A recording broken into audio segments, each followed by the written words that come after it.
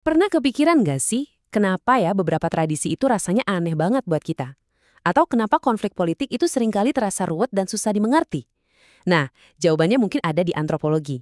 Hari ini kita bakal bongkar bareng-bareng gimana ilmu tentang manusia ini ternyata dekat banget sama hidup kita.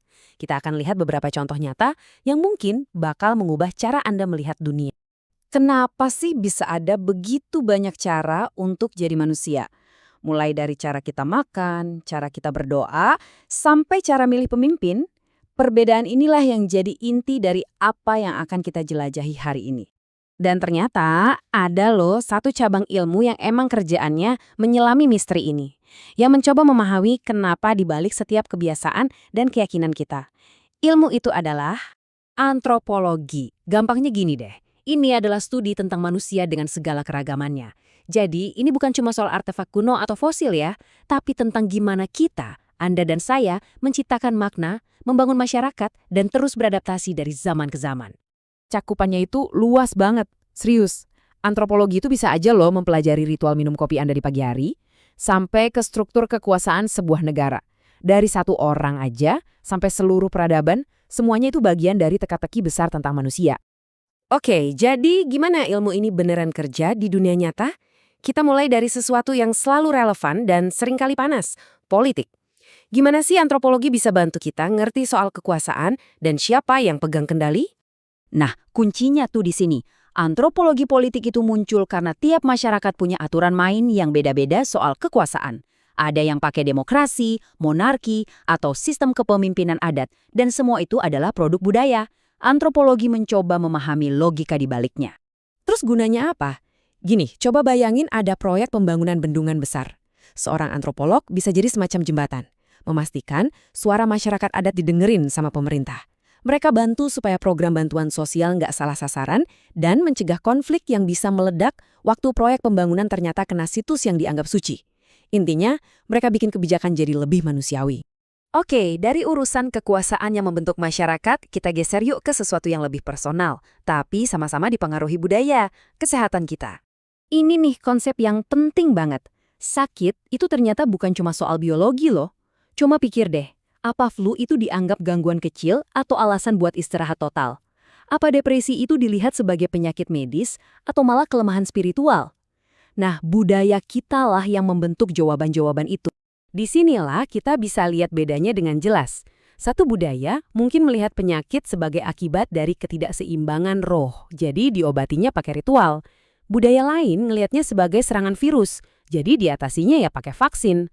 Antropologi itu nggak bilang mana yang benar atau salah, tapi mencoba memahami kenapa dua-duanya itu masuk akal dalam sistem kepercayaan masing-masing. Jadi tujuannya apa sih? Ya, dengan ngerti hubungan antara biologi, budaya, dan perilaku, kita bisa bikin program kesehatan yang jauh lebih efektif. Misalnya, kampanye vaksinasi yang dirancang dengan menghormati kepercayaan lokal, atau program gizi yang menggunakan bahan makanan yang emang ada di daerah itu.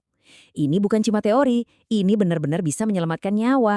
Dari kesehatan perorangan, kita zoom out sekarang, ke kesehatan sebuah sistem yang jauh lebih besar. Kota. Lebih dari setengah populasi dunia kan sekarang tinggal di perkotaan. Gimana cara kita memahami kehidupan di tengah hiruk-pikuk ini? Gini, perpindahan besar-besaran dari desa ke kota itu kan menciptakan dunia sosial yang benar-benar baru. Aturan nggak tertulis, cara kita berinteraksi, masalah kayak kesenjangan dan anonimitas, semuanya jadi makin kompleks.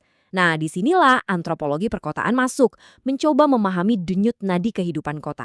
Para antropolog perkotaan ini, mereka ngulik isu-isu yang krusial banget. Gimana orang beradaptasi dari kehidupan desa yang tenang ke kota yang serba cepat.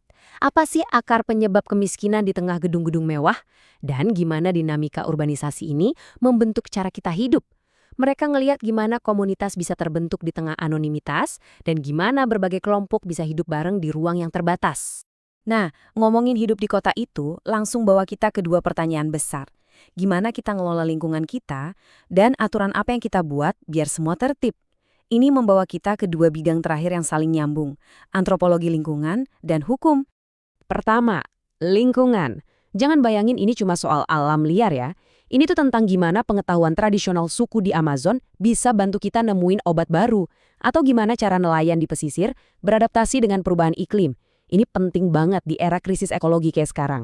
Terus soal hukum. Eits, tapi tunggu dulu. Lupain sejenak deh kitab undang-undang yang tebel itu.